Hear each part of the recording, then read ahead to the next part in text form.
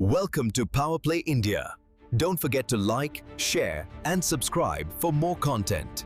नमस्कार दोस्तों, power play India पे आपका स्वागत है। मैं आपको एक ऐसी कहानी सुनाने जा रहा हूँ जो दिसंबर 2025 में लाखों भारतीयों के लिए एक नाइटमेयर बन गई थी। सोचिए, आप अपनी बहन की शादी या अपने बच्चे के विंटर वेकेशन के लिए फ्लाइट टिकट बुक करते हैं। अचानक आपको एक एसएमएस आता है, आपकी उड़ान रद्द कर दी गई है। फिर जब आप दूसरी टिकट ढूंढते हैं तो उसका दाम 4,000 रुपए से बढ़कर सीधे 40,000 या 80,000 रुपए हो जाता है। दिसंबर 2025 में पहले सप्ताह में भारत के सबसे बड़े कैरियर इंडिगो के साथ ऐसा ही कुछ हुआ। यह कोई छोटी मोटी समस्या नहीं थी, यह भारतीय विमानन क्षेत्र का एक कैटास्ट्रॉफिक ऑपरेशनल कोलैप्स था। इंडिगो, जिसके पास डोमेस्टिक मार्केट का करीब 60% मार्केट शेयर है, वो अचानक 2000 से अधिक उड़ानें कैंसिल कर देती है। लाखों यात्री फंस जाते हैं और गवर्नमेंट को ऑपरेशनल कंटिन्यूटी बनाए रखने के लिए सुरक्षा नियमों को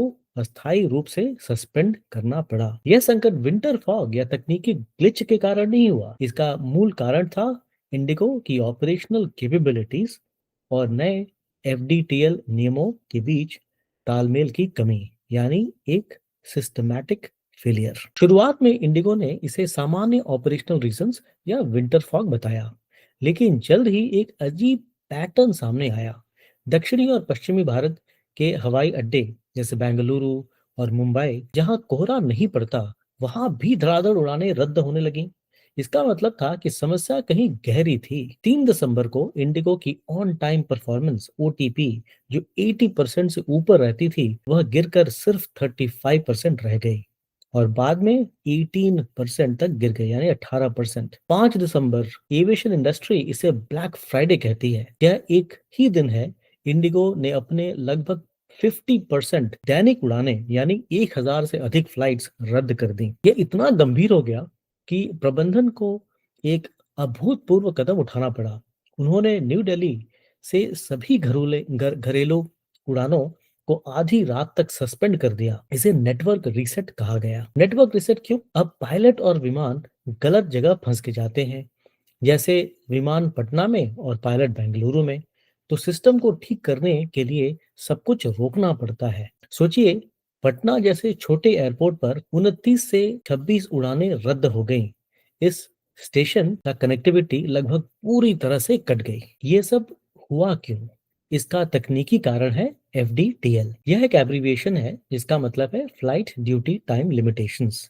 आसान भाषा में समझें तो ये वे विमान हैं जो बताते हैं, ये जो नियम है जो बताते हैं कि एक पायलट लगातार कितने घंटे उड़ान भर सकता है और उसे कितना आराम मिलना जरूरी है। एफडीटीएल का इतिहास सुरक्षा के खून में लिखा गया है।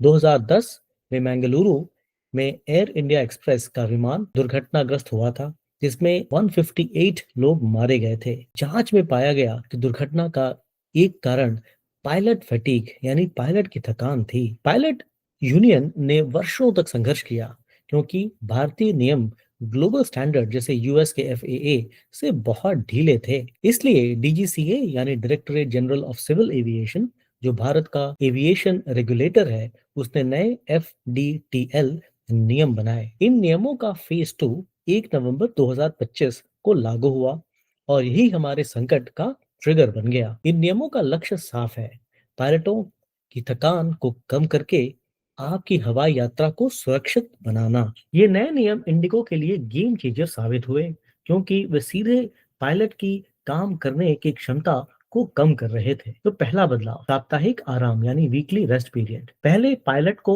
36 घंटे का आराम मिलता था, अब इसे बढ़ाकर 48 घंटे कर दिया गया। इसका सीधा मतलब है कि हर पायलट महीने में कम दिन काम के लिए उपलब्ध होगा, जिससे कार्यबल यानी वर्कफोर्स क्षमता लगभग 15% कम हो गई। दूसरा बदलाव, अधिकतम नाइट लैंडिंग यानी रात में उतरने की सीमा। यह क्रिटिकल फेलियर पॉइंट था। पहले पायलट एक रोस्टर पीरियड में 6 नाइट लैंडिंग कर सकता था। नए नियम के तहत वह सीमा घटाकर सिर्फ 2 कर दी गई।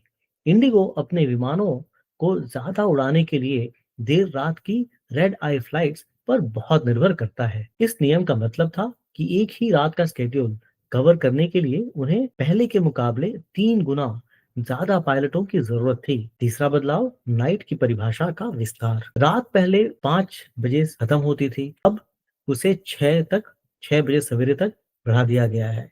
इसका मतलब है कि सवेरे 5:30 बजे वाली शुरुआत प्लेन अब नाइट ड्यूटी माने जाने लगी, जिस वही सख्त 2 लैंडिंग्स की सीमा लागू हो गई। तो अगर नियम 1 नवंबर को आए, तो संकट 5 दिसंबर को क्यों आया? क्योंकि इंडिगो ने तैयारी नहीं की। इंडिगो की सफलता उसके लीन ऑपरेशनल मॉडल पर बनी है।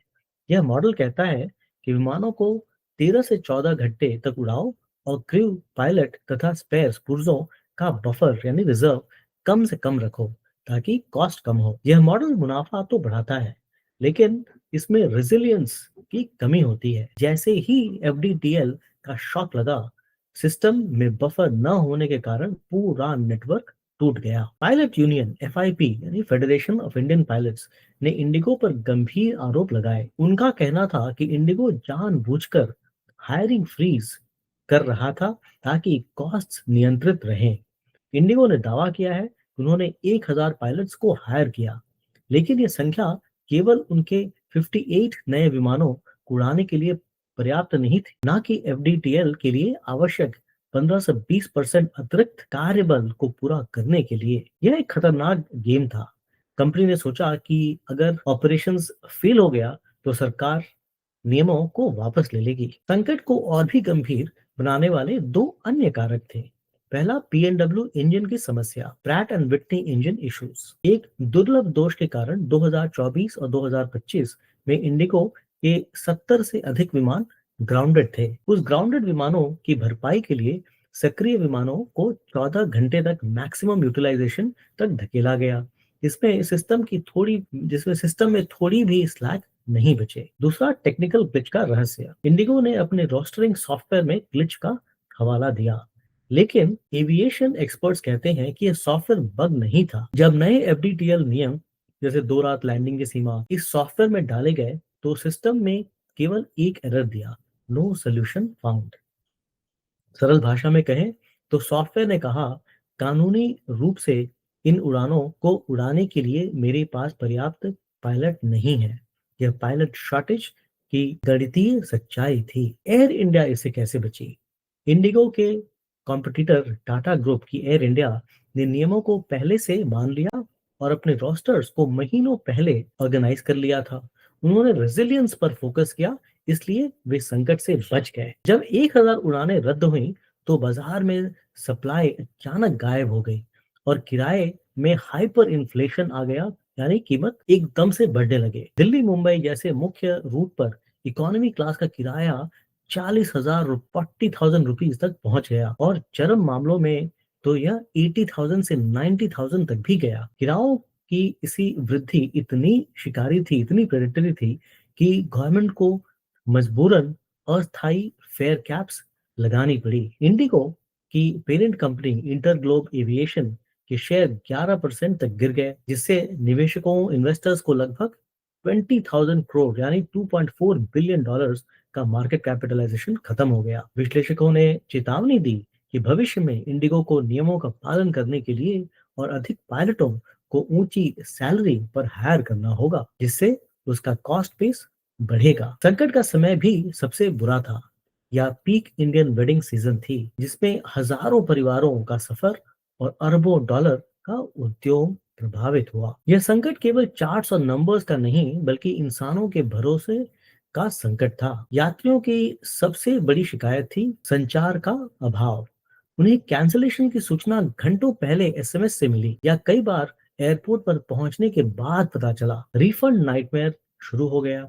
सरकार के आदेश के बावजूद कई यात्रियों को नगद रिफंड के बजाय क्रेडिट शेल्स, केवल भविष्य की उड़ानों के लिए उपयोग किए जा सकते वाले वाउचर मिले। एक सर्वे के अनुसार 87% प्रभावित यात्रियों ने इंडिगो के खिलाफ क्लास एक्शन सूट का समर्थन किया। उद्योगपति हर्ष गोयनका जी का ट्वीट वायरल हुआ, जिसमें उन्होंने इंडिगो का नाम बदलकर कटाक्ष में इट डिडंट गो कर दिया। पायलटों का पक्ष क्या है? उनके लिए यह नियमों का उल्लंघन नहीं, बल्कि बायोलॉजिकल नेसेसिटी की लड़ाई थी। वे कहते हैं कि लगातार रात की ड्यूटीज में थकान यानी फटीग जानलेवा हो सकती है। पायलट यूनियन ने साफ कहा कि इंडिगो ने लागत बचाने के लिए कंज्यूमेबल्स पायलटों को कंज्यूमेबल्स समझा। संकट ने सरकार को एक दुविधा में डाल दिया। क्या वह यात्री सुरक्षा के नियम डीजीसीए लागू रखे या राष्ट्रीय connectivity ministry of civil aviation को सुरक्षित करे। पहले डीजीसीए ने कड़ा रुख अपनाया और इंडिगो के सीईओ पीटर एल्बर्स को शो कॉज नोटिस जारी किया, जिसमें उन्हें प्लानिंग लैप्सेस के लिए व्यक्तिगत रूप से जिम्मेदार ठहराया गया। लेकिन सरकार को जल्द ही डुओपली यानी दो कंपनियों का एकाधिकार की कड़वी सच्चाई का सामना करना पड़ा, क्योंकि इंडिगो बाजार का 60% था और कोई और एयरलाइन इतना ट्रैफिक नहीं संभाल सकती थी, इसलिए सरकार को झुकना पड़ा। 6 दिसंबर को डीजीसीए ने नए एफडीटीएल नियमों को 10 फरवरी 2026 तक सस्पेंशन में डाल दिया। इसका मतलब था कि इंडिगो तुरंत पुराने ढीले नियमों पर वापस लौट गया। राहत कैसे मिली?